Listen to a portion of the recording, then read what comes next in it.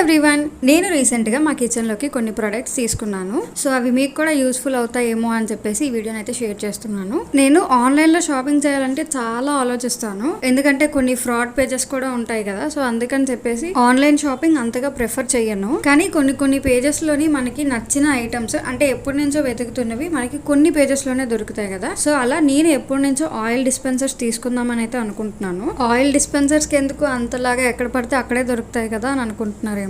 యాక్చువల్గా నేను ఇప్పటి వరకు చెక్ చేసిన దగ్గర అన్ని మాక్సిమం ఆన్లైన్ యాప్స్లో కానీ పేజెస్లో కానీ డిస్పెన్సర్స్ అన్నీ కూడా మనకి ప్లాస్టిక్ వచ్చాయి.